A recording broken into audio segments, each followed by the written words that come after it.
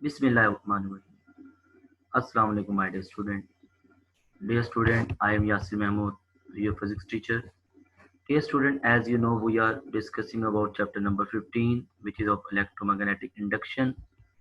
Dear student, in the last topic, we had discussed about the energy stored in an inductor. Today, we are going to discuss about the alternating current generator or AC generator. Dear student, chapter number 14 के अंदर हमने पढ़ा जब हम किसी भी current carrying coil को magnetic field में रखते हैं, मैग्नेटिक फील्ड उसके अंदर टॉर्क प्रोड्यूस करती है और कॉइल रोटेट करती है। अब एक क्वेश्चन अराइज होता है, क्या वो कॉइल जो रोटेट कर रही है क्या वो करंट भी प्रोड्यूस करती है? उसका आंसर है yes, it will also produce the current. और वो डिवाइस जो करंट प्रोड्यूस करवा रही है उसको हम कहते हैं अल्टरनेटिंग करंट जनरेटर या एसी जनरेटर। जब भी हम एसी जनरेटर को डिफाइन कर सकते हैं, current generator is a device that convert the mechanical energy into electrical energy. That is mean जो एसी जनरेटर के अंदर जो आउटपुट आता है वो क्या आता है? इलेक्ट्रिक करंट है। ठीक हो गया? क्लियर? अब बेटा नेक्स्ट हम देखते हैं कि अल्टरनेटिव करंट जनरेटर का प्रिंसिपल क्या है, किस असूल के तहत वर्क करता है। It works on the principle of Faraday law of electromagnetic induction. अब बेटा अल्टरनेटिव करंट जनरेटर भी Faraday law of electromagnetic induction के ऊपर बेस करता है। Faraday law of electromagnetic induction क्या है? According to Faraday law, whenever we place a coil in the magnetic field, there is always magnetic flux will be changes and EMF will induce. That is the Faraday law. कि Michael Faraday ने कहा था कि जब भी किसी भी current carrying coil को हम मैग्नेटिक फील्ड में रखेंगे, मैग्नेटिक फील्ड की वजह से उसका मैग्नेटिक फ्लक्स चेंज होगा और ईएमएफ इंड्यूस होगी। बेटा यही सारा का सारा जो मैकेनिज्म है, प्रोसेस है, वो अल्टरनेटिव करंट जनरेटर के अंदर भी होता है।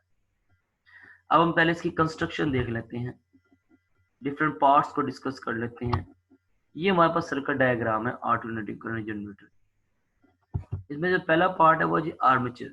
आर्मेचर क्या? आर्मेचर ये कॉइल है, ये ए बी सी डी, ये रेक्टेंगुलर कॉइल है जो कि एसी प्रोड्यूस कर रही है, जो कि अल्टरनेटिंग करंट प्रोड्यूस कर रही है। ये coil A B C D, इसे हम आर्मेचर कहते हैं, जो कि large number of the turns पर मुश्तमिल है, एन नंबर ऑफ टर्न्स पर मुश्तमिल है। दूसरा हमारा परमानेंट मैग्नेट।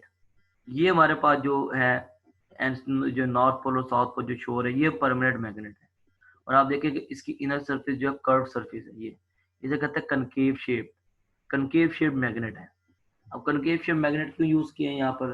ताकि हमारे पास जो एक सर्कुलर मैग्नेटिक फील्ड प्रोड्यूस हो सके। ये concave shape magnet circular magnetic field produce करती है। ठीक हो गया? नेक्स्ट है हमारे पास slip ring, very important part. हम कहते हैं कि अल्टरनेटिव करंट जनरेटर जो है वो एसी प्रोड्यूस करता है, अल्टरनेटिव करंट प्रोड्यूस करता है। और अल्टरनेटिव करंट वो होता है जो अपनी पोलैरिटी को कंटिन्यूअसली जो रिपीट जो है पोलैरिटी को रिवर्स करता रहता है। अब पोलैरिटी को जो रिवर्स करवाता है वो स्लिप रिंग ही करवाता है। स्लिप रिंग ही करंट की डायरेक्शन को चेंज करवाता है। जो हम अल्टरनेटिव करंट जनरेटर में कहते हैं कि ऐसा करंट प्रोड्यूस होगा जिसकी डायरेक्शन कंटिन्यूअसली चेंज होती रहेगी। वो चेंज कौन करता है? ये स्लिप रिंग करता है। ये देखिए आप दो स्लिप रिंग हमने यूज करते हैं, ये आर और ये आर प्राइम। ठीक हो गया? दो स्लिप रिंग यूज करें। आर स्लिप रिंग जो है साइड ए बी के साथ अटैच है कॉइल की, और आर प्राइम स्लिप रिंग जो है साइड सी डी के साथ अटैच है कॉइल की। ठीक हो गया? ठीक हो गया डियर स्टूडेंट?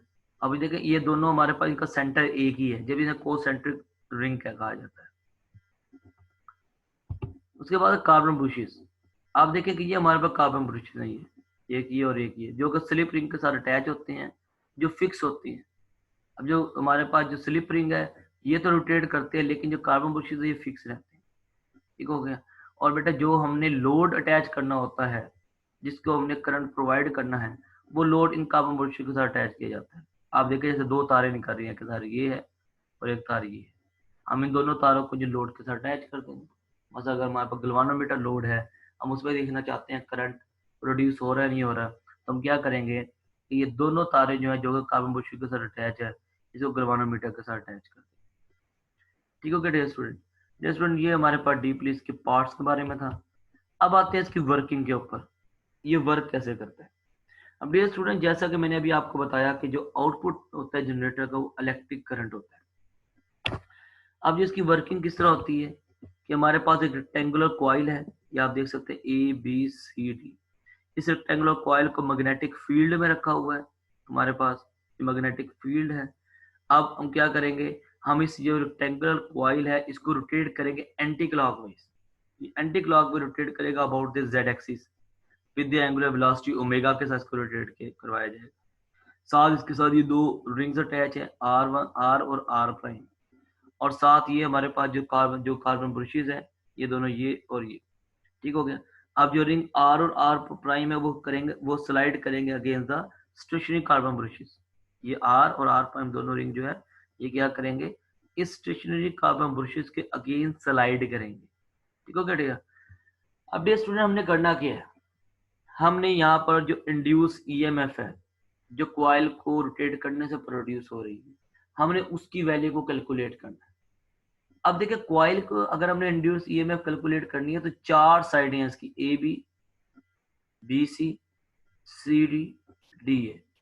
हमें क्या करना है, हमें हर एक साइड के क्रॉस ईएमएफ की वैल्यू को कैलकुलेट करना है। इससे पहले हम करंट की डायरेक्शन को स्पेसिफाई करेंगे।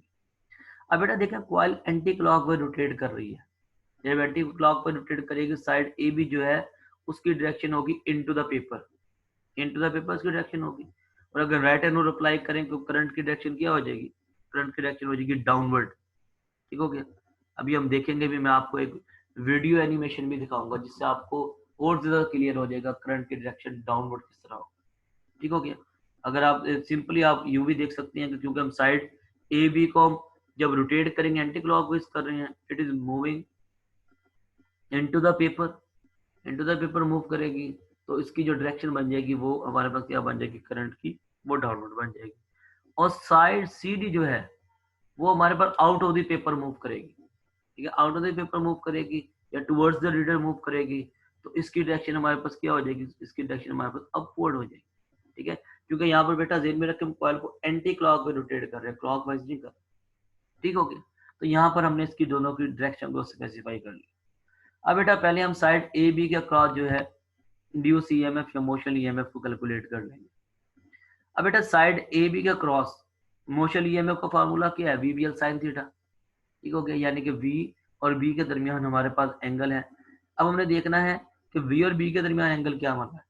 अब बेटा देखिए बी के हमारे पास ये है, हमारे पास जब कॉइल को हम रोटेट करेंगे तो कॉइल की जो रोटेशन होगी, मूवमेंट होगी साइड ए बी की, ए बी किस तरह मूव करेगा, ए बी की जो मूवमेंट होगी that is perpendicular to magnetic field, magnetic field के परपेंडिकुलर कॉइल रोटेट करेगी, ठीक हो गया। तो साइड ए बी का क्रॉस जो हमारे पास, क्योंकि देखा ना यू मूव करना, ये परपेंडिकुलर है डायरेक्शन, ठीक हो गया। तो ए वी और बी में एंगल 90 डिग्री बन गया, साइन 90 क्या होता है 1 होता है। तो हम कहेंगे जो मैक्सिमम ईएमएफ जनरेट होगी साइड ए बी के क्रॉस। अब आते हैं साइड बी सी के क्रॉस। अब देखिए बी सी का क्रॉस जो हमारे पास वेलोसिटी होगी वो इस तरफ होगी और मैग्नेटिक फील्ड जो इस तरफ है, तो इसका मतलब बी सी का क्रॉस जो हमारे पास जो डायरेक्शन बनेगी वी और बी की वो एंटी पैरेलल बनेगी। Anti parallel mean angle 180 degree, sine 180 degree क्या होता है 0। तो हम कहेंगे साइड बी सी का क्रॉस ये साइन 0 हो जाएगा तो होल फैक्टर 0 हो जाएगा, तो वीवीएल 0 से मल्टीप्लाई होगा 0 हो जाएगा।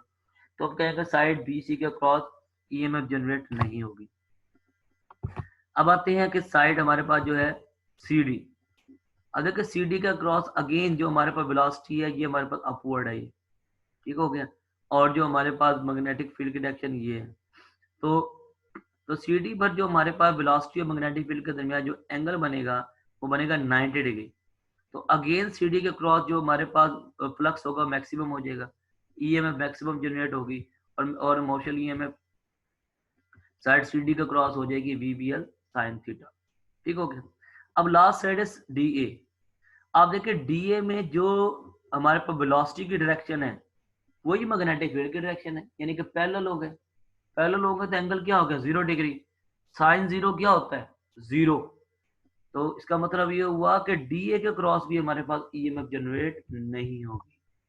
तो हमें ये पता चला कि ओनली साइड ए बी और साइड सी डी के क्रॉस ईएमएफ जनरेट हो रही है, साइड बी सी और डी के क्रॉस नहीं हो रही, क्योंकि बी सी जो है वो एंटी पैरेलल है मैग्नेटिक फील्ड के और डी ए जो है वो पैरेलल है मैग्नेटिक फील्ड के, तो दोनों केस के अंदर ईएमएफ जनरेट नहीं है। अब हम टोटल ईएमएफ निकाल लेंगे, सबको ऐड कर लें। ए बी के क्रॉस ईएमएफ है VBL sine theta, B C का क्रॉस 0, सी डी का क्रॉस वीबीएल साइन थीटा और डी ए का क्रॉस 0। बेटा इसको ऐड कर लेंगे तो टोटल हमारे पास इसकी आ जाएगी VBL sine 2 VBL sine theta. ठीक हो गया डियर स्टूडेंट। अब डियर स्टूडेंट अगर आप गौर करें कि ये मैंने आपको अभी बताया था, ये जो आर्मेचर है इसके ये अंदर सिंगल टर्न नहीं है, इसके अंदर large number of the turns मौजूद है, एन नंबर ऑफ टर्न्स मौजूद है। तो एन नंबर ऑफ टर्न्स के लिए हमारे पास मोशन ईएमएफ की वैल्यू क्या हो जाएगी 2n VBL sin थीटा। ठीक हो गया डियर स्टूडेंट। अब डियर स्टूडेंट हम जो कॉइल को रोटेट करवा रहे हैं इन द मैग्नेटिक फील्ड, अब ये जो वेलोसिटी है ये हमारे पास है लीनियर वेलोसिटी। ठीक हो गया। अब हम क्या करेंगे, इस लीनियर वेलोसिटी को हमने रिप्लेस करना है एंगुलर वेलोसिटी के साथ। तो हमने फर्स्ट ईयर के अंदर रिलेशन पढ़ा था कि how we can convert angular velocity linear velocity into angular velocity, that is v is equal to r omega.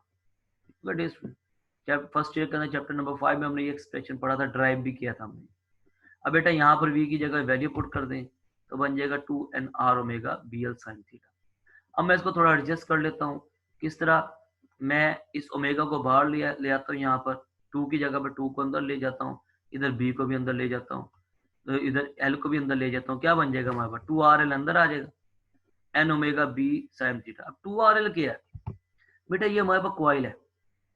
अगर मैं कहूँ कि आप कॉइल का एरिया मालूम करें, एरिया क्या होता है, लेंथ इंटू विड्थ। लेंथ क्या है इसकी l, विड्थ की है ये r और ये r, आधा हिस्सा है ये आधा हिस्सा, यानी कि 2r हो गई। 2r प्लस l कितना हो गया 2r मल्टीप्लाई बाय l कितना हो गया 2rl। तो 2rl क्या आ गया इसका, इस कॉइल का एरिया आ गया, ये एरिया आ गया। तो बेटा यहाँ पर 2rl की जगह हम a पुट कर सकते हैं, ये एरिया ऑफ द कॉइल आ गया। और थीटा क्या है, थीटा हमारे पास ओमेगा टी। बेटा ये भी हम प्रीवियसली फर्स्ट ईयर के अंदर पढ़ के आ चुके हैं, रिलेशन एंगुलर डिस्प्लेसमेंट। ठीक है, एंगुलर वेलोसिटी हमने पढ़ी थी, direct change of angular displacement, तो वहां से हम थीटा की वैल्यू निकाल सकते हैं, that is angular displacement, theta will be is equal to omega T. अब बेटा ये दोनों वैल्यूज इस एक्सप्रेशन में पुट कर दें तो बन गया E will be equal to n omega A B sine theta. अब थीटा की वैल्यू पुट करेंगे, दैट इज ओमेगा टी। तो मेरा बेटा ये हमारे पास फाइनल एक्सप्रेशन आ गई मोशन ईएमएफ की। ये वो ईएमएफ है जो कि इस कॉइल के अंदर प्रोड्यूस हो, ठीक हो गया। वो कॉइल जो कि मैग्नेटिक फील्ड के अंदर मौजूद है, उसके अंदर जो ईएमएफ प्रोड्यूस हो रही है वो ये हमारे पास वैल्यू। अब ये एक्सप्रेशन ये शो कर रही है कि जो ईएमएफ जनरेट हो रही है वो टाइम के ऊपर भी डिपेंड कर रही है, यानी कि जो हमारे पास वेरिएशन आ रही है वो टाइम डिपेंडेंट है। ठीक हो गया, क्योंकि ये ओमेगा टी से हमें पता चल रहा है कि हमारे पास टाइम डिपेंडेंट है। अगर मेरा बेटा मैं मैक्सिमम ईएमएफ मालूम करना चाहते हैं, मैक्सिमम ईएमएफ कब मालूम हो सकती है, जब साइन ओमेगा टी की वैल्यू 1 हो। ठीक है ना, साइन अगर एंगल की वैल्यू हमारे पास 1 आ जाए तो मैक्सिमम है, एंगल की वैल्यू 0 आ जाए तो हमारे पास मिनिमम है, ये 0 है। अब बेटा इस केस के अंदर साइन ओमेगा टी अगर 1 पुट करें हम तो मैक्सिमम ईएमएफ मालूम कर सकते हैं। तो मैक्सिमम ईएमएफ कैसे हो जाएगी हमारे पास, उसको हम ई नॉट से डिनोट करते हैं, will be equal to E maximum N omega A B. Sine omega T की जगह हमने क्या पुट कर लिया 1 पुट कर लिया। ठीक हो गया बेटा। अब ये हमारे पास थी, ये जो हमने लास्ट एक्सप्रेशन ड्राइव की थी, ये हमारे पास ईएमएफ आ गई थी। अब मेरा बेटा अगर मैं यहाँ से आपसे कहूँ कि अगर आप मैक्सिमम ईएमएफ हमारे पास ये आ गई, और अगर हम इसको रिलेट करना चाहें, मैक्सिमम ईएमएफ को इंड्यूस ईएमएफ के साथ रिलेट करना चाहें तो रिलेट करके हमारे पास क्या आ जाएगी, इसकी वैल्यू ये E is equal to E naught sine omega T. अब देखिए हमारे पास जो प्रीवियस एक्सप्रेशन थी, उस एक्सप्रेशन के अंदर जो एन ओमेगा ए बी था उसकी जगह हमने क्या पुट कर लिया, ई नॉट पुट कर लिया। ठीक हो गया, जो प्रीवियस एक्सप्रेशन हमने डिस्कस की थी उसके अंदर हमने क्या किया था, ये वाली प्रीवियस एक्सप्रेशन, ये उसके अंदर हमने क्या किया, उसके अंदर एन ओमेगा ए बी इसकी वैल्यू हमने मालूम कर ली, जो कि हमारे पास आ गई ई नॉट के इक्वल आ गई है, और हमने इस एक्सप्रेशन की जगह E N omega A B की जगह ई नॉट की वैल्यू पुट कर ली, तो ये हमारे पास रिलेशन आ गया। ठीक हो गया, ये हमारे पास जो है इंस्टेंटेनियस ईएमएफ और मैक्सिमम ईएमएफ का दोनों का हमारे पास आपस में रिलेशन आ गया। अब बेटा हमारे पास अगर तो एक जो कॉइल है उसकी रेजिस्टेंस आर है, ठीक हो गया, तो उसके ऊपर जाहिर बात है तो हमारे पास जो ओम लॉ ओबे करेगा, तो then according to ohm law हम करंट की वैल्यू मालूम कर सकते हैं। करंट की वैल्यू क्या हो जाएगी हमारे पास इस केस में, क्योंकि अब हमने क्या करना है, हमने करंट की वैल्यू मालूम करनी है। ये इंड्यूस ईएमएफ तो मालूम कर ली, इंड्यूस करंट की मालूम वैल्यू मालूम करनी। अगर हम कहते हैं कि आर रेजिस्टेंस है कॉइल की, तो ओम लॉ के अकॉर्डिंग करंट इंड्यूस करंट क्या हो जाएगा, I will be equal to V over R. इस केस में हो जाएगा I will be equal to E over R. ठीक हो गया बेटा। यहाँ पर हम जो है वोल्टेज की जगह हम क्या यूज कर रहे हैं, ईएमएफ यूज कर रहे हैं। ठीक हो गया, मोशन ईएमएफ। अब बेटा यहाँ पर हम ई की वैल्यू पहले ही कैलकुलेट कर चुके हैं, तो अब क्या करें, यहाँ पर ई की वैल्यू आप पुट कर दें। तो ये हमारे पास ई की वैल्यू हमने पुट कर दी, ई नॉट साइन ओमेगा टी। अब बेटा ई नॉट ओवर आर क्या होगा, ई नॉट ओवर आर ये हमारे पास मैक्सिमम ई नॉट की है, मैक्सिमम ईएमएफ है। ये किसके इक्वल हो जाएगा, ये इक्वल हो जाएगा मैक्सिमम इंड्यूस करंट के, इसके मैक्सिमम इंड्यूस करंट के। I is equal to V over R. तो ये हमारे पास क्या हो जाएगा, I naught will be equal to E naught over R. ठीक हो गया, क्योंकि हमें पता है कि ओम लॉ के अकॉर्डिंग करंट और वोल्टेज डायरेक्टली प्रोपोर्शन है, कि अगर यहाँ पर ई नॉट मैक्सिमम है तो करंट भी मैक्सिमम होगा। ठीक हो गया, तो इंड्यूस ईएमएफ मैक्सिमम है तो इंड्यूस करंट भी मैक्सिमम होगा।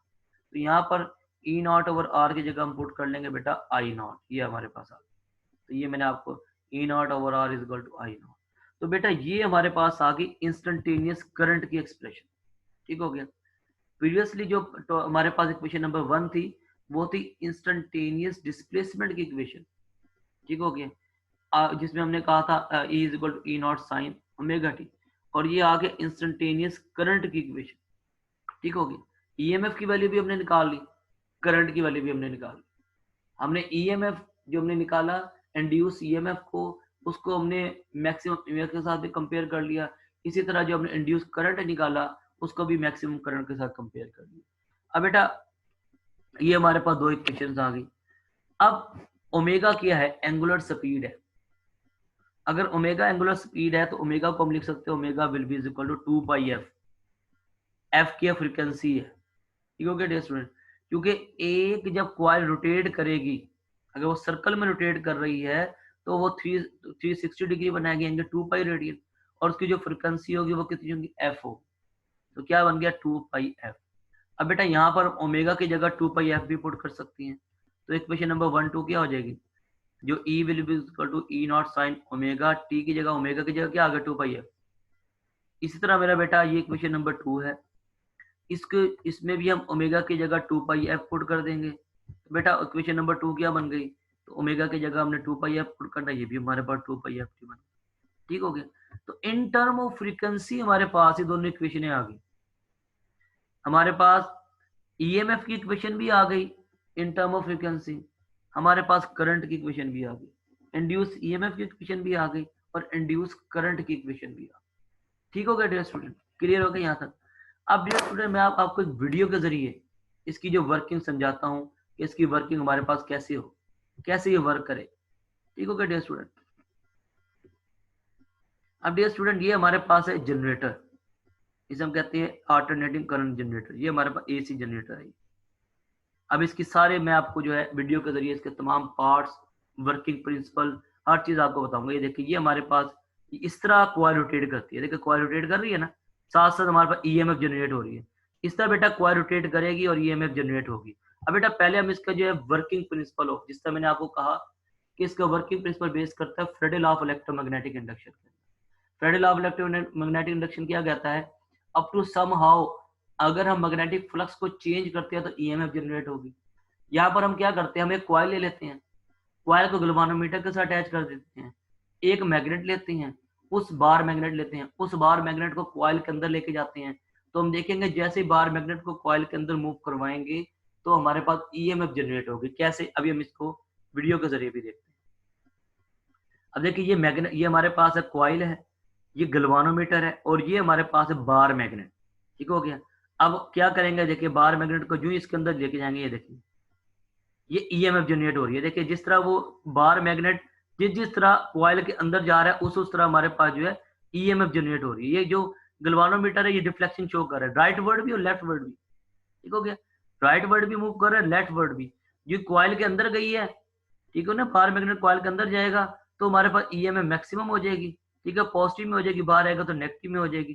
ठीक हो गया। तो इस तरह जब बिल्कुल जब वो कॉइल से दूर चला जाएगा तो जीरो हो जाएगी।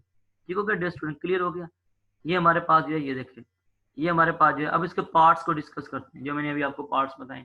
तो बेटा मैं आपको वीडियो के जरिए इसके पार्ट्स दिखाता हूँ। अब बेटा ये इसके पार्ट्स सारे, ये हमारे पास सबसे पहले ये आर्मचर जो मैंने आपको बताया, कॉइल ABCDA, ये सारी की सारी हमारे पास कॉइल है। ठीक हो गया, ये हमारे पास आर्मचर है ये।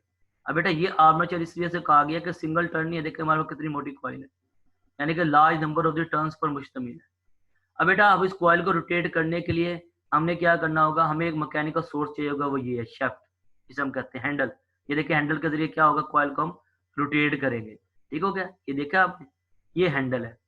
हैंडल के जरिए क्या किया जा रहा है, कॉइल को रोटेट किया जा रहा है। क्योंकि हमने क्या कहा था, जनरेटर क्या होता है, एक ऐसी डिवाइस होती है जो मैकेनिकल को इलेक्ट्रिकल में कन्वर्ट करती है। जारी बात है, कॉइल को रोटेट करवाने के लिए मैकेनिकल सोर्स भी जरूरत है। ठीक है, इलेक्ट्रिकली तो नहीं रोटेट करेगी। ठीक हो गया, जैसे जनरेटर के अंदर आप देखते हो, उसके अंदर बैटरी भी लगी हुई होती है, स्लफ के जरिए भी स्टार्ट हो जाता है। ठीक हो गया, आप डोरी लगी होती है, डोरी खींच के उसके जरिए भी आप उसको कॉइल, वो जो डोरी आप खींच रही होती है ना, आप जो उसको स्टार्ट कर रहे होते हो, आप बेसिकली कॉइल को रोटेट करवाने की कोशिश कर रहे होते हो। यहाँ पर भी ये प्रोसेस है, ये देखें, ये इसकी मदद से कॉइल रोटेट करती है। इस शेफ्ट को हमने घुमाया, कॉइल रोटेट करी। अब बेटा ये फील्ड मैग्नेट है, ये दोनों नॉर्थ पोल और साउथ पोल जो शो हो रहे हैं। अब बेटा ये जो आपको देखें, आपको हाईलाइट भी कर रहा है ये पोल।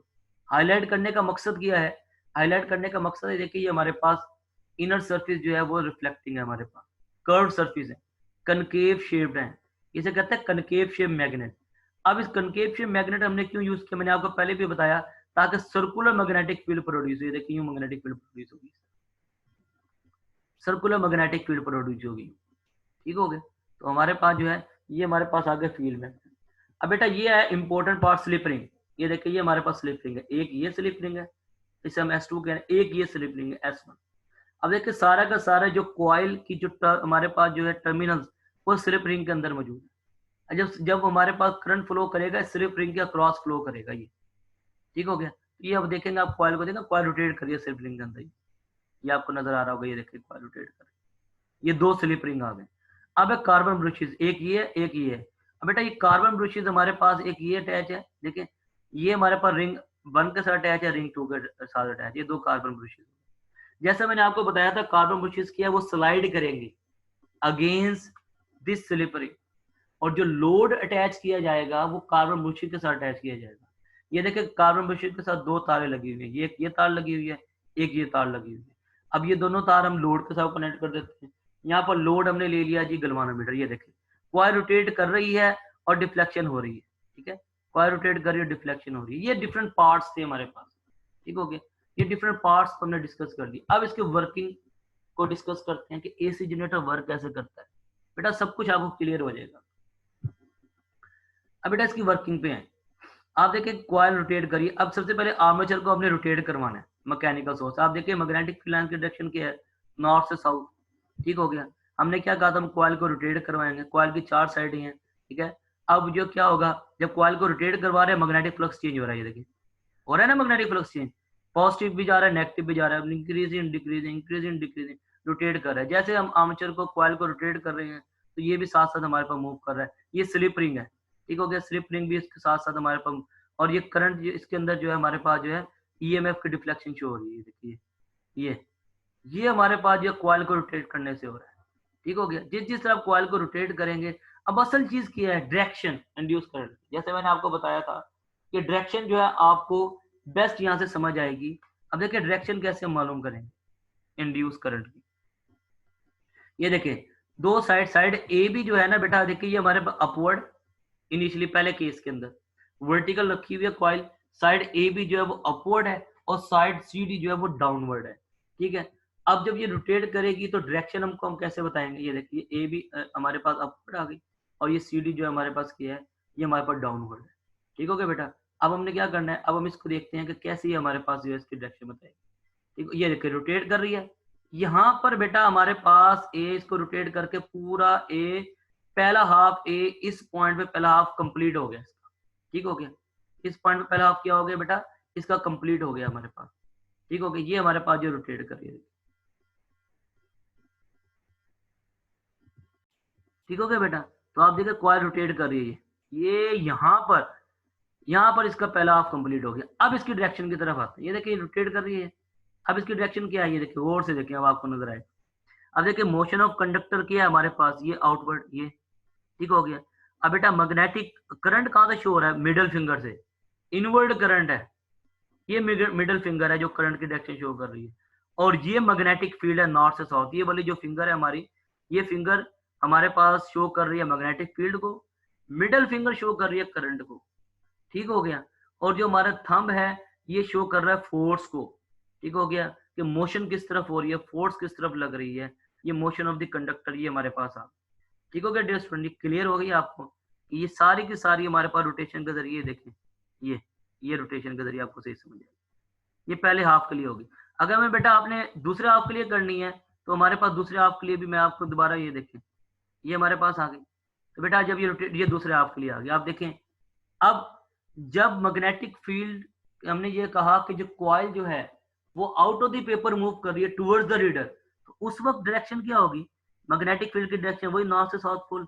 अब थंब जो डाउनवर्ड आ गया है तो हमारे पास जो है जो मोशन ऑफ द कंडक्टर है वो टुवर्ड्स द रीडर है, आउट ऑफ द प्लेन है। तो बेटा करंट किस तरह मूव कर रहा है ये, ठीक है, हमारे पास ये करंट मूव कर रहा है, ठीक हो गया। अब बेटा करंट यहाँ पर क्या शो हो रहा है, करंट हमारे पास टुवर्ड्स द रीडर, ठीक हो गया, जिस तरफ कॉइल की तरफ मोशन ऑफ कंडक्टर है उसी तरफ करंट जा रहा है, ठीक है। बेटा आप बुक के अंदर आपने ये देखना है, बुक के अंदर कॉइल को वर्टिकल रखा हुआ है, ठीक हो गया। यहाँ पर कॉइल को जो है, कॉइल की जो पोजीशन है वो डिफरेंट है, उसको जो है हॉरिजॉन्टल रख के रोटेट करवाया जा रहा है। वहां पर जो बुक के अंदर है कॉइल को रखा हुआ है, ठीक है, यहाँ पर ये है, ठीक है। यहाँ पर आपने ये भी देखना है कि आप क्या करें, जो बुक वाली कॉइल है उसको इमेजिन करें कि आपने उसको कहीं किसी टेबल के ऊपर रख दिया, ठीक हो गया, वर्टिकल आपने टेबल के ऊपर रख दिया, फिर आप रोटेट कर रहे हैं, ठीक हो गया। तो यहाँ से आपको क्लियर हो जाएगा, तो राइट हैंड रूल से इसकी डायरेक्शन आपको क्लियर हो जाएगी। बेटा ये क्लियर होगी, ये देखिए करंट मूव कर रहा है ए से बी, उसके बाद सी और डी। अब आप देखिए कॉइल रोटेट कर रही है कंटिन्यूअसली, ये देखिए ईएमएफ जनरेट हो रहा है, ये देखिए करंट फ्लो कर रहा है वायर में। अब ये ब्रश जो हमारे पास है B1 और B2, दो ब्रशेज हैं। अब देखिए करंट इसमें से फ्लो कर रहा है वायर में से, और ये डिफ्लेक्शन शो हो रही है, ठीक हो गया मेरा बेटा। तो ये इसकी वर्किंग प्रिंसिपल था साहब, कि वर्क कैसे करता है, ठीक हो गया। अब इसके ग्राफिकली हम रिप्रेजेंटेशन पे आते हैं, वो मैं आपको वीडियो में भी दिखाता हूँ कि कैसे वेरी करता है। अब देखिए यहाँ पर इसकी ग्राफिकली अगर हम देखें, इसकी पोजीशन ये हमारे पास है। अब आप देखिए जब एंगल की वैल्यू 0 है, थीटा 0 है, कॉइल रेस्ट पर पड़ी हुई है, तो जब कॉइल रेस्ट पर होगी तो आप देखिए V और B के दरमियान एंगल क्या बन रहा है, 0 डिग्री, ठीक हो गया। 0 डिग्री होगा तो हमारे पास साइन 0 क्या होता है, 0। तो इसका मतलब है कि इस सिचुएशन के अंदर हमारे पास करंट की वैल्यू जो हमारे पास साइन 0 0 हो गया, तो ईएमएफ प्रोड्यूस नहीं हो रही, तो करंट की वैल्यू क्या होगी, 0। ये देखिए पहले में हमारे पास 0। उसके बाद जब आप कॉइल को रोटेट करेंगे, ये जो है हमारे पास अपवर्ड मूव करेगा, ठीक है। अब V जो है हमारे पास ये आ गया यहाँ पर। अब इधर V कहाँ आ गया, परपेंडिकुलर। अब बेटा यहाँ पर थोड़ी सी उन्होंने इस तरह शो की हुई है कि आप क्योंकि एंटी क्लॉक भी आप रोटेट कर रहे हैं ना, कॉइल को आप एंटी क्लॉक वाइज रोटेट कर रहे हैं। शुरू में आपके पास कॉइल यूं पड़ी हुई है, ठीक है, V और B पैरेलल है, इसको फिर आपने रोटेट किया एंटी क्लॉक वाइज। अब क्या हो गया, V और B क्या हो गया, परपेंडिकुलर हो गया। परपेंडिकुलर होगा तो साइन 90, साइन 90 क्या होता है, 1। तो यहाँ पर जो है जो हमारे पास करंट होगा वो क्या हो जाएगा, मैक्सिमम हो जाएगा, ये देखिए मैक्सिमम शो है। उसके बाद बेटा फर्दर रोटेट करेंगे, रोटेट करते करते पहला हाफ कंप्लीट हो जाएगा, ये एंटी पैरेलल हो जाएगा V और B, ये देखिए V और B दोनों एक दूसरे के एंटी पैरेलल होंगे। एंटी पैरेलल होंगे तो एंगल 180 के ऊपर हमारे पास अगेन 0, साइन 180 0, तो बेटा अगेन ये 0 के ऊपर आ गया।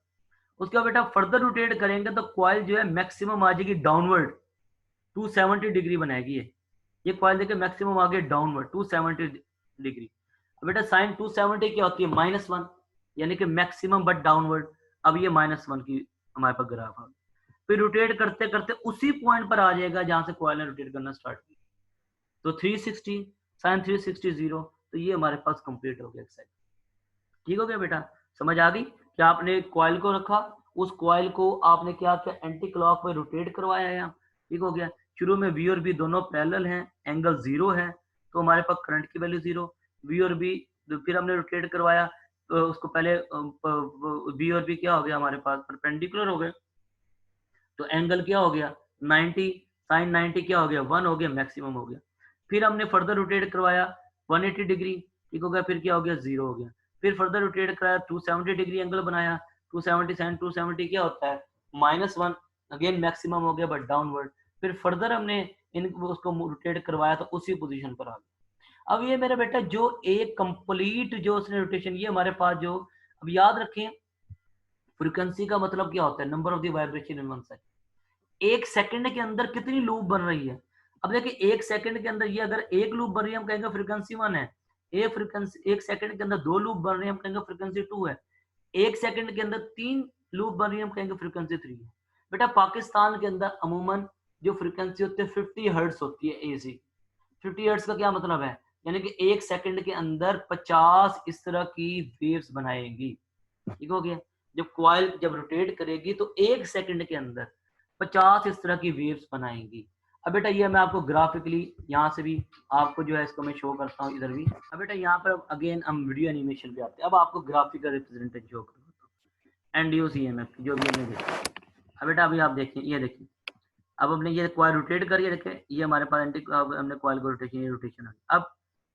अब हमें ये पता है बेटा, ये चीज हमें पता है टाइम डिपेंडेंट है, ये चीज तो हमने पहले कर चुके इक्वेशन के अंदर कि 2 पाई एफ टी, यानी कि जो फ्रीक्वेंसी है वो टाइम डिपेंडेंट है, ठीक हो गया। हमने फ्रीक्वेंसी निकालनी है, frequency number of the wave पर सेकंड, वेव कैसे बनती है, ठीक है। अब हम क्या करेंगे, टाइम डिपेंडेंट है, अब टाइम को 4 हिस्सों में डिवाइड कर लेंगे, पहले टाइम 0, फिर टाइम t/4, ठीक हो गया, फिर टाइम t/2, फिर टाइम 3t/4, फिर टाइम t, ठीक हो गया। हमने जो है हमने जो है एक सेकंड को क्वार्टर्स के अंदर डिवाइड कर लिया। पहले टाइम इनिशियली टाइम 0 होगा, फिर टाइम t/4, ठीक हो गया पहला क्वार्टर, फिर टाइम t/2 हाफ हो गया, फिर टाइम 3t/4 थर्ड क्वार्टर, फिर टाइम t कैपिटल T पूरा टाइम हो गया। अब बेटा टाइम 0 होगा तो जब क्या होगा हमारे पास, देखिए टाइम इनिशियली 0 है, कॉइल की पोजीशन हमारे पास ये है, ठीक हो गया।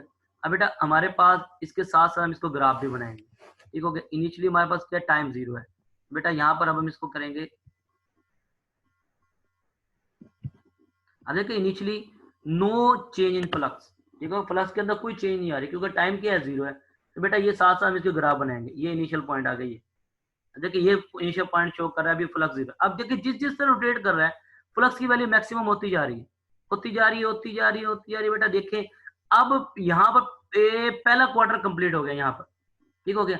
अब यहाँ पर उसकी वैल्यू मैक्सिमम हो गई, ठीक हो गया, इस पॉइंट के ऊपर पहला क्वार्टर कंप्लीट हो गया, मैक्सिमम हो गई, ठीक हो गया।